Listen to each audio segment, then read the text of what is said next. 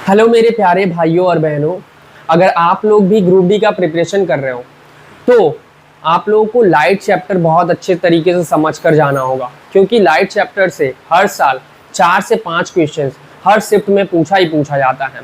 और light chapter बहुत ही easy है, बस आप इनके कॉन्सेप्ट को अगर अच्छे तरीके से समझ लोगे तो इस चैप्टर से जितने भी क्वेश्चंस आपके एग्जाम में पूछे जाएंगे वो सारे क्वेश्चन आप लोग आसानी से सॉल्व कर लोगे, जिससे कि 4 और 5 नंबर आपका एग्जाम में 100% कन्फर्म हो जाने वाला है। तो इस चैप्टर को मैं आप लोगों के लिए बहुत ही अच्छे तरीके से डिज़ाइन करके आया हूँ, और साथ ही साथ 2022 का जो ग्रुप डी का एग्ज़ाम हुआ था उस एग्ज़ाम में जितने भी क्वेश्चंस पूछे गए थे इस टॉपिक से वो सारे क्वेश्चंस मैं यहाँ पे इंक्लूड करके लाया हूँ। और साथ ही साथ जो टेक्नीशियन का पेपर हुआ, एएलपी का पेपर हुआ, वो सारे पेपर के क्वेश्चंस भी मैंने इनमें इंक्लूड किए हैं। आप एक चीज़ देखोगे कि हर क्वेश्चंस को मतलब अलग अलग तरीके से एक ही कॉन्सेप्ट में पूछा गया, मतलब एक कॉन्सेप्ट अगर आप सीखोगे तो बस क्वेश्चंस उसी कॉन्सेप्ट से बन रहे हैं, लेकिन पूछने का बस तरीका क्या है, अलग अलग है। तो चलिए आइए हम लोग समझते हैं कि किस तरीके का क्वेश्चन आपके एग्जाम में इससे पूछा जाता है, आप कैसे इन क्वेश्चंस को आसानी से एग्जाम में सॉल्व कर सकते हो। लाइट चैप्टर के सारे कॉन्सेप्ट को आसानी से समझ लीजिए, उसके बाद जितने भी क्वेश्चंस इस चैप्टर से पूछे जाएंगे आप लोग आसानी से एग्जाम में उसको सॉल्व कर लोगे। ठीक है, तो चलिए समझते हैं इस चैप्टर को। बेसिकली आप लोग ने अगर कभी लाइट पढ़ा होगा तो आप लोगों को पता होगा कि लाइट एक प्रकार की एनर्जी है, सीधी रेखा में ट्रेवल करती है, एक प्रकार की विद्युत चुंबकीय तरंग होती है, वैक्यूम से भी ट्रेवल कर सकती है, और वैक्यूम में इसकी जो स्पीड होती है वो 3 × 10⁸ मीटर पर सेकेंड होती है। लेकिन ये सारी चीज़ें हमसे पूछी नहीं जाती है, हमसे पूछा जाता है लाइट से रिलेटेड जो भी फिनोमिना होता है। तो आज हम लोग समझने वाले हैं प्रकाश का परावर्तन, रिफ्लेक्शन ऑफ लाइट। क्या होता है ये रिफ्लेक्शन ऑफ लाइट, चलिए आइए समझते हैं। तो मान लीजिए किसी सोर्स से लाइट आ रहा है, जैसे सन से लाइट आता है, तो सन से लाइट आ रहा है, ठीक है, और सन से लाइट आ रहा है और वो किसी चिकनी सतह से क्या हो रहा है, टकरा रहा है। जैसे हमारा मिरर जो होता है एक चिकना सरफेस होता है, तो सन से लाइट आ रहा है, ठीक है, सन से लाइट आया और वो कहाँ टकरा गया आकर के, किसी चिकनी सरफेस से, मतलब कि मिरर से आकर के टकरा गया। तो मिरर से टकराने के बाद ये क्या होगा, वापस उसी माध्यम में लौट जाएगा जिस माध्यम से ये आया था। अब ये उसी माध्यम में लौट जाएगा जिस माध्यम से आया था, इसका मतलब क्या है, तो देखिए सन से जब लाइट आ रहा होगा तो वो किसी ना किसी मीडियम से ट्रेवल कर रहा होगा। जैसे यहाँ पे अभी कुछ नहीं है, मतलब कि एयर तो होगा, तो लाइट एयर से ट्रेवल कर रहा है, एयर से ट्रेवल कर रहा, और जैसे ये मिरर से टकराया तो वापस किस में लौट गया, एयर में ही लौट गया। तो प्रकाश की इसी घटना को हम लोग क्या कहते हैं, प्रकाश का परावर्तन कहते हैं। यहाँ पर लाइट जो है वो मिरर से टकरा रही है और वापस जिस माध्यम से आई थी उसी माध्यम में लौट जा रही है। यहाँ पर लाइट जो है मिरर के अंदर, मिरर को पार करके आगे नहीं जा रही है, मिरर के अंदर नहीं जा रही, इसीलिए यहाँ पर जो प्रकाश का परावर्तन होगा उसमें बेसिकली लाइट किसी सोर्स से आता है, वो किसी चिकनी सतह से टकराता है और अधिकांश प्रकाश वापस उसी माध्यम में लौट जाता है। प्रकाश की इसी फिनोमिना को हम लोग क्या कहते हैं, प्रकाश का परावर्तन या रिफ्लेक्शन ऑफ लाइट कहते हैं। चलिए रिफ्लेक्शन ऑफ लाइट से जो इंपॉर्टेंट वर्ड्स होते हैं उनको समझ लेते हैं। तो ये जो आने वाली किरण है इसका नाम क्या है, इसका नाम है आपतित किरण या इंसिडेंस रे। जो किरण आ रही है उसका नाम है आपतित किरण या इंसिडेंस रे। उसके बाद जैसे ही वो मिरर से टकराएगी तो भाई साहब क्या होगा, इनका परावर्तन हो जाएगा। तो इस किरण को क्या नाम दिया जाएगा, इसको हम लोग परावर्तित किरण या रिफ्रैक्टिव रे कहते हैं, ठीक है। उसके बाद इन दोनों किरणों के बीच में हम लोग क्या करते हैं, एक लंब डालते हैं जिसको हम लोग अभिलंब कहते हैं, ठीक है। ये अभिलंब बेसिकली हम लोग इसलिए डालते हैं क्योंकि हमें एंगल मापने में, मतलब हम एंगल मापने के लिए इस अभिलंब का उपयोग करते हैं, इसीलिए, ठीक है। तो ये जो अभिलंब है ये क्या कहाँ पे है, तो आपतित किरण और परावर्तित किरण के बीच में हमने एक लंब डाल के रखा हुआ, इसी को अभिलंब या नॉर्मल कहते हैं, ठीक है। अब उसके बाद ये जो हमारा आपतित किरण है और ये अभिलंब है, इसके बीच में ये जो एंगल बनेगा, इस एंगल को हम लोग क्या कहते हैं, एंगल ऑफ इंसिडेंस या हम लोग आपतन कोण कहते हैं। क्या कहते हैं, आपतन कोण या एंगल ऑफ इंसिडेंस कहते हैं, ठीक है। उसके बाद ये हमारा जो अभिलंब है और ये जो हमारा परावर्तित किरण है, इन दोनों के बीच में जो एंगल बनेगा, इस एंगल का नाम क्या है, एंगल ऑफ रिफ्लेक्शन या हमारा परावर्तन कोण, ठीक है, एंगल ऑफ रिफ्लेक्शन या परावर्तन कोण, ठीक है। तो आई होप आप लोगों को ये सारी चीजें समझ में आई होगी कि ये जो आने वाली किरण है इसका नाम है आपतित किरण, जाने वाली किरण का नाम परावर्तित किरण, बीच में अभिलंब होता है, अभिलंब और आपतित किरण के बीच का कोण आपतन कोण, अभिलंब और परावर्तित किरण के बीच का कोण परावर्तन कोण। ठीक है, अब हम लोग समझते हैं परावर्तन का नियम। तो जो परावर्तन का नियम होता है वो क्या कहता है? तो परावर्तन के दो नियम होते हैं। सबसे पहली बात बोली जाती है कि ये जो आपतन कोण होगा ना और ये जो परावर्तन कोण होगा, ये दोनों आपस में क्या होने वाले हैं? बराबर होने वाले हैं। मतलब कि जो एंगल आई होगा, मतलब एंगल आई जो होगा वो बराबर होगा किसके? एंगल आर के, हमेशा। ठीक है, तो पहला है नियम प्रकाश के परावर्तन का नियम कि एंगल आई और एंगल आर आपस में बराबर होते हैं। उसके बाद दूसरा नियम क्या कहता है? तो ये जो आपतित किरण है, आपतित किरण और ये जो परावर्तित किरण है और सतह पर जो अभिलंब डाला गया है, ये तीनों का एक ही समतल पे रहते हैं। तीनों कहाँ रहते हैं? एक ही समतल पे, एक ही तल पे रहते हैं। तो परावर्तन का दूसरा नियम ये है। ठीक है, तो फिर से एक बार देख लेते हैं। जो आपतन कोण होता है, परावर्तन कोण, ये आपस में बराबर होते हैं। आपतित किरण, परावर्तित किरण और आपतन बिंदु पर अभिलंब सभी एक ही तल में होते हैं। तो ये दो नियम होते हैं परावर्तन के, इसको याद रखिए। चलिए आप समझते हैं विचलन कोण क्या होता है। तो देखिए विचलन का मतलब क्या होता है? अपने मार्ग से भटक जाना। ठीक है, अब बेसिकली यहाँ पर इस अगर ये मान के चलिए ये जो लाइट आ रहा था आपतित किरण, अगर दर्पण नहीं रहता तो उसको जाना कैसे चाहिए था? ये ऐसे जाता। ठीक है, जाता ना ऐसे, देखिए ये जाता कैसे? ऐसे। लेकिन दर्पण है इसीलिए ये दर्पण से टकरा करके कैसे चला जा रहा है? ऐसे चला जा रहा है। तो लाइट को जाना ऐसे चाहिए था लेकिन वो चला ऐसे गया, तो कितने अपने मार्ग से विचलित हो गया ना, तो कितने एंगल से विचलित हो गया? इसको जाना ऐसे चाहिए था लेकिन चला ऐसे गया, तो इतने एंगल से विचलित हो गया, इतने एंगल से विचलित हो गया। तो इसी एंगल को हम लोग क्या कहते हैं? एंगल ऑफ डेविएशन या विचलन कोण कहते हैं। ये जो एंगल बनता है इसी को हम लोग विचलन कोण या एंगल ऑफ डेविएशन कहते हैं। विचलन कोण क्या होता है? तो वह कोण होता है जिस कोण से प्रकाश अपने मार्ग से विचलित हो जाती है। ठीक है, उस कोण को ही हम लोग क्या कहते हैं? विचलन कोण कहते हैं। चलिए अब देखते हैं कि आपके एग्जाम में इस टॉपिक से रिलेटेड किस तरीके के क्वेश्चन पूछे जाते हैं। उससे पहले एक और चीज, ये जो हमारा एंगल आई है मतलब आपतन कोण, परावर्तन कोण और ये वाला विचलन कोण, इन तीनों का योग कितना होता है? 180 डिग्री। क्योंकि ये 180 डिग्री का कोण बन रहा है तो इसीलिए इन तीनों का कोण हमेशा कितना होता है? 180 डिग्री होता है। ये भी आप याद रखिए। चलिए अब देखते हैं आपके एग्जाम में किस तरीके के क्वेश्चन आपसे पूछे जाते हैं। तो पूछा जा रहा है आपसे कि एक आपतित किरण एक समतल दर्पण के साथ 20 डिग्री का कोण बनाते हुए आपतित होती है। आपतित और परावर्तित किरणों के बीच कोण का कोण क्या होता है? मतलब ये आपसे पूछा जा रहा है। ठीक है, चलिए आइए समझते हैं क्या पूछा जा रहा है आपसे। ये भाई साहब क्या है? हमारा आपतित किरण है। ठीक है, बोला जा रहा है कि एक आपतित किरण एक समतल दर्पण के साथ 20 डिग्री का कोण बनाती है। तो ये जो आपतित किरण है ना, ये समतल दर्पण के साथ कितना डिग्री का कोण बना रही है? 20 डिग्री का, 20 डिग्री का बना रही है। तो ये पूरा कोण कितना होता है? 90 का। ये यहाँ से लेके यहाँ तक का कोण कितना होता है? 90। तो ये 20 जब है, इतना कोण जब 20 है तो ये कितना होगा? 70। और ये 70 है तो परावर्तन के नियम के अनुसार ये और ये दोनों कोण, आपतन कोण और परावर्तन कोण क्या होते हैं? बराबर होते हैं। तो ये भी कितना हो जाएगा हमारा? 70। तो हमसे पूछा क्या गया? बोला कि आपतित और परावर्तित किरणों के बीच का कोण है। आपतित किरण और परावर्तित किरण के बीच का कोण, इतना कोण कितना है? 70 + 70 140। तो हमारा राइट आंसर क्या हो जाएगा? 140 डिग्री। ठीक है, तो ऑप्शन नंबर सी राइट हो जाएगा। चलिए अगला क्वेश्चन देखते हैं। एक कांच की पट्टी पर उसके अभिलंब के अनुदिश आपतित एक प्रकाश किरण का आपतन कोण कितना होगा? क्वेश्चन पूछा जा रहा है कि एक भाई कांच की पट्टी है, मान के चलते मिरर है या नॉर्मली कांच की कोई पट्टी है, उस पे अभिलंब हमने डाल के रखा है और अभिलंब के अनुदिश मतलब अभिलंब की दिशा में ही एक किरण आपतित हो रही है। तो परावर्तन भी भाई साहब उसी दिशा में बस ऊपर हो जाएगा। ठीक है, तो बोला जा रहा है कि भाई साहब बताइए कि आपतन कोण कितना होगा? आपतन कोण कितना होगा? तो बेसिकली यहाँ पर जो हम लोग जो भी एंगल का मतलब मापते हैं वो अभिलंब से मापते हैं। तो यहाँ पर अभिलंब और आपतित किरण और परावर्तित किरण तीनों एक ही रेखा पे हैं तो कोई भी एंगल नहीं बनेगा। इसीलिए हमारा राइट आंसर क्या हो जाएगा? ऑप्शन नंबर ए 0 डिग्री हो जाएगा। 0 डिग्री हो जाएगा। ठीक है, तो इसी तरीके से आपसे एग्जाम में क्वेश्चन पूछा जाता है। अगला क्वेश्चन देखते हैं। बोला जा रहा है एक आपतित किरण एक समतल दर्पण की सतह के साथ 30 डिग्री का कोण बनाती है। सेम क्वेश्चन है कि भाई समतल दर्पण ये है, समतल दर्पण की सतह के साथ कितना डिग्री का कोण बना रही है? 30 डिग्री का। तो ये कितना हो जाएगा? 60। ये 60 हो जाएगा। बोला जा रहा आपतन कोण ज्ञात कीजिए। तो आपतन कोण यही वाला है, तो जब ये 30 है तो ये अपने आप 60 हो जाएगा। तो हमारा राइट आंसर क्या हो जाएगा?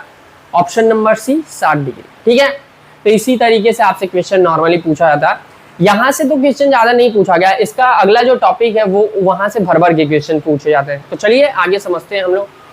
अब ये दर्पण क्या होता है भाई? तो दर्पण एक कांच का टुकड़ा होता है जिसकी एक सतह क्या रहती है, रिफ्लेक्टेड रहती है, और एक सतह क्या रहती है, पॉलिश्ड रहती है। और कार का जो साइड मिरर होता है या रियर व्यू मिरर होता है, वहां पर जो मिरर उपयोग होता है वो कौन सा, वो गोलीय दर्पण होता है, स्फेरिकल मिरर होता है। वहां पर देखिएगा कि आपका इमेज ना थोड़ा छोटा छोटा बनता है, जबकि जो घर में वाला दर्पण होता है समतल दर्पण, वहां पर इमेज सेम साइज का बनता है। ठीक है, तो एक तो समतल दर्पण जो हम लोग अपने घर पे यूज करते हैं, और दूसरा क्या होता है, गोलीय दर्पण। तो गोलीय दर्पण दो प्रकार के होते हैं, एक तो उत्तल दर्पण, दूसरा अवतल दर्पण, कॉन्वेक्स मिरर और कॉनकेव मिरर। ठीक है, अब ये कॉन्वेक्स मिरर और कॉनकेव मिरर कैसे बनते हैं, चलिए आइए समझते हैं। सबसे पहले और समझ लेते हैं कि समतल दर्पण से जो इमेज बनता है उसकी विशेषता क्या होती है। तो देखिए, समतल दर्पण से जो हमारा प्रतिबिंब बन रहा है, तो वस्तु का जो साइज, मतलब ऑब्जेक्ट का जो साइज है, इमेज का भी साइज सेम है। उसके बाद वस्तु भाई साहब, मतलब ऑब्जेक्ट सीधा है, तो हमारा भाई साहब जो इमेज बना हुआ वो भी सीधा बना हुआ है।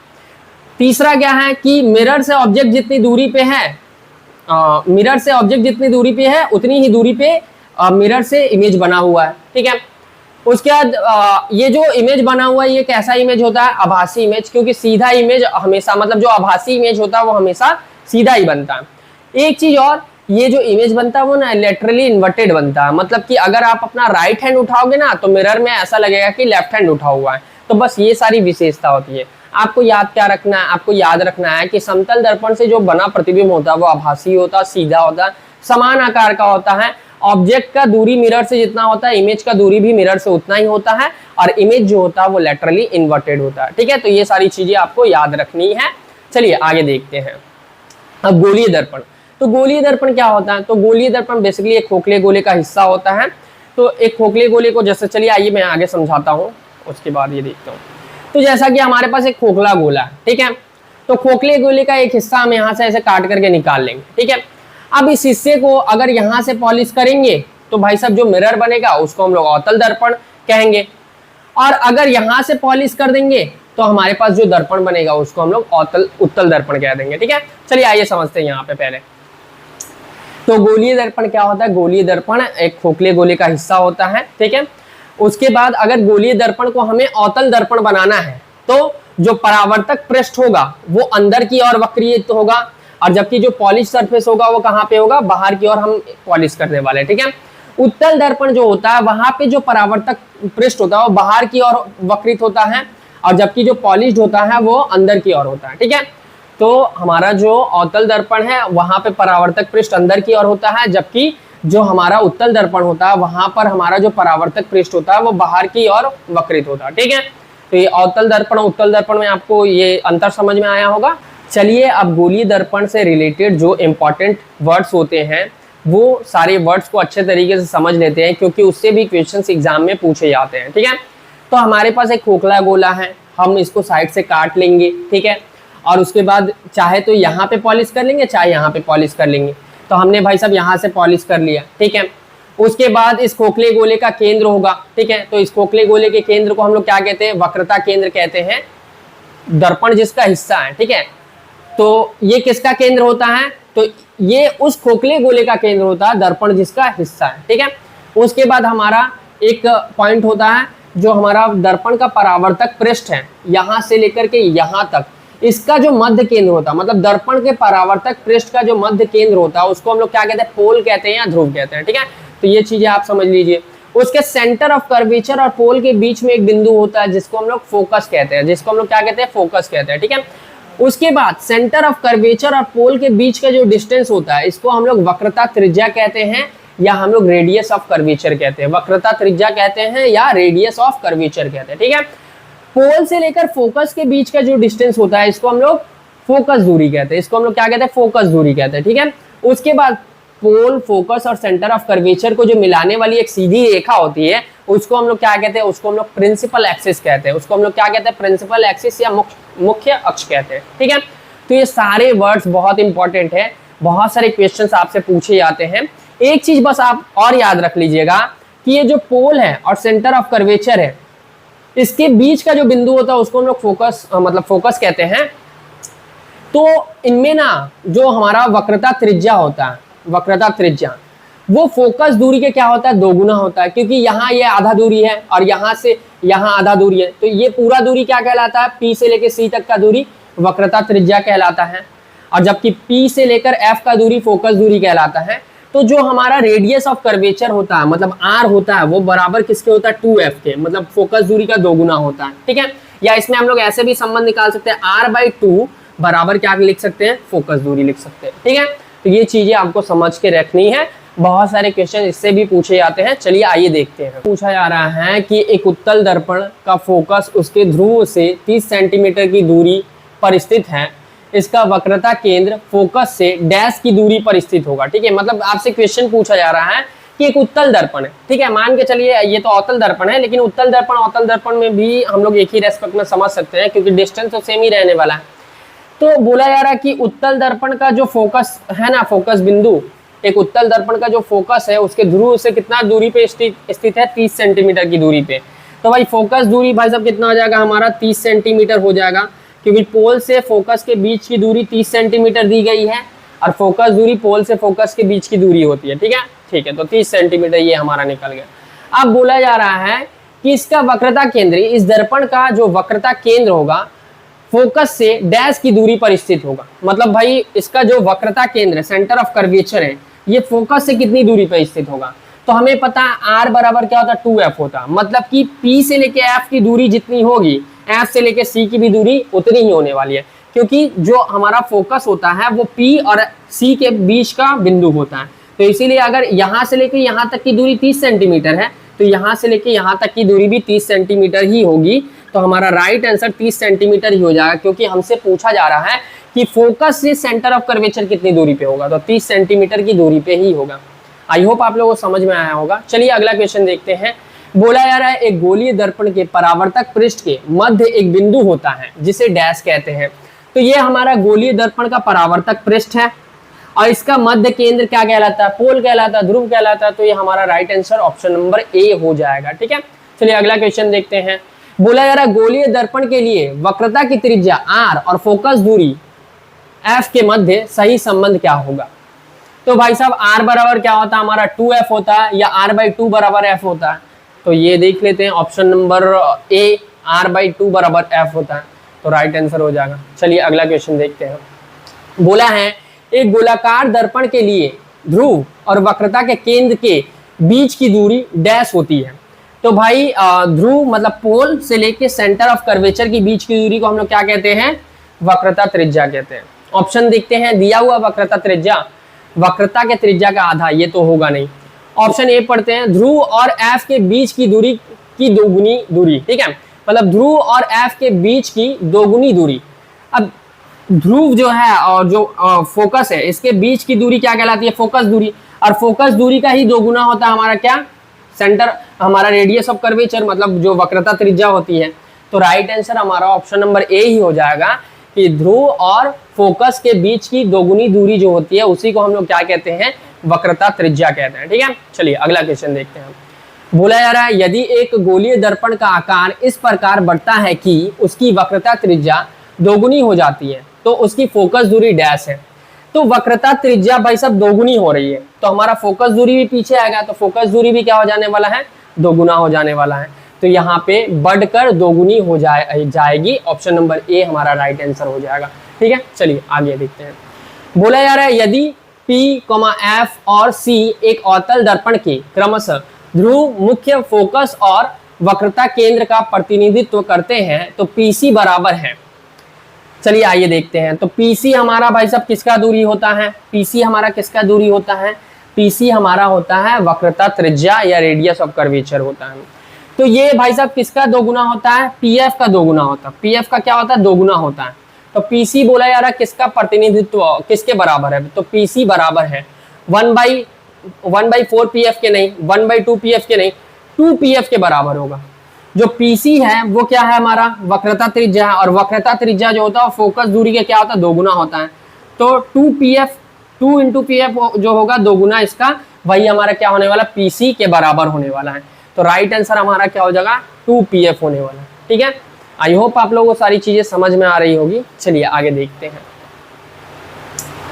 अगला क्वेश्चन, मुख्य अक्ष पर स्थित वह बिंदु जो गोलीय दर्पण की वक्र पृष्ठ से समान दूरी पर होता है डैश कहलाता है। चलिए बहुत अच्छा क्वेश्चन है। बोला जा रहा है कि मुख्य अक्ष पर, मुख्य अक्ष कौन सा, ये हमारा, ठीक है। इस पे कौन कौन सा बिंदु स्थित है, पोल है, फोकस है और सेंटर ऑफ कर्वेचर है।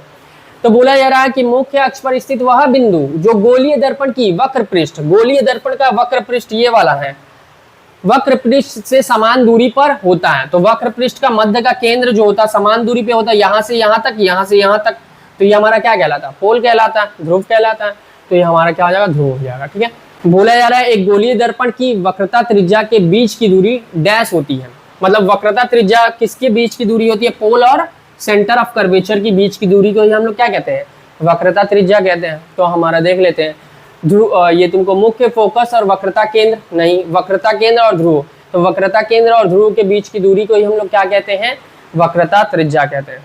तो एक कॉन्सेप्ट समझना है, उससे बार बार घुमा फिरा के क्वेश्चन पूछा जाएगा, आसानी से आप लोग सॉल्व करने वाले हो। चलिए आइए देखते हैं, इनमें से कौन से बिंदु हमेशा गोलीय दर्पण के मुख्य अक्ष पर स्थित होते हैं। तो मुख्य अक्ष पे कौन कौन से स्थित है, पोल है, फोकस है, सेंटर ऑफ कर्वेचर है, ठीक है।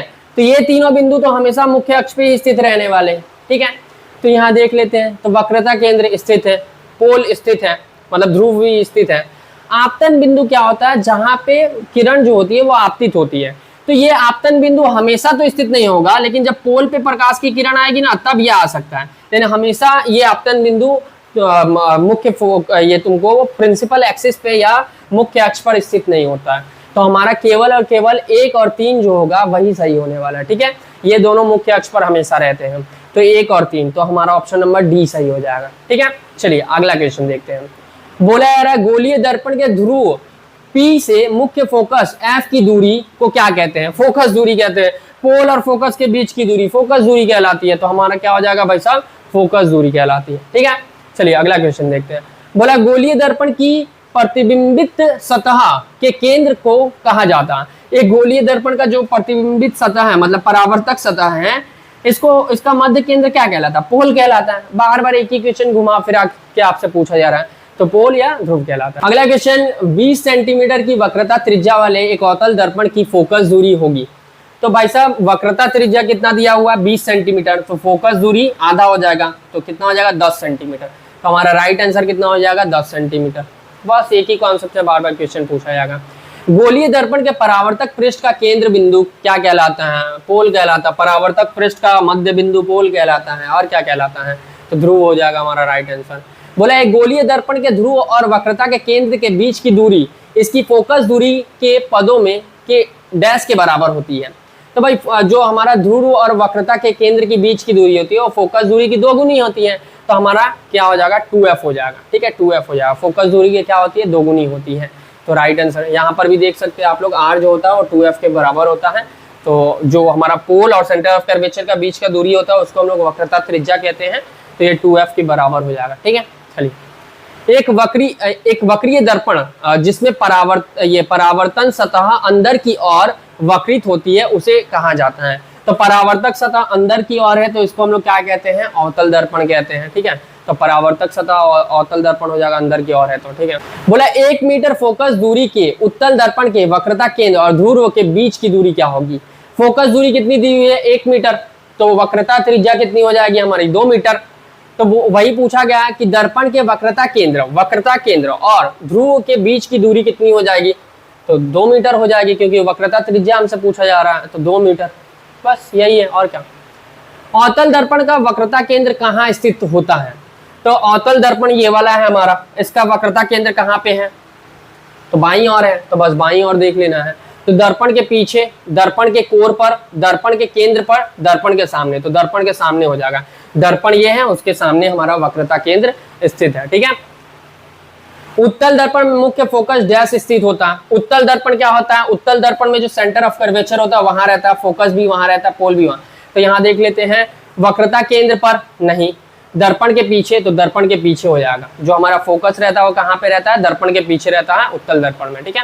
अवतल दर्पण के लिए दर्पण के सापेक्ष वक्रता केंद्र कहाँ स्थित होता है। तो दर्पण के सापेक्ष वक्रता केंद्र जो रहता है वो कहाँ रहता है, दर्पण के सामने।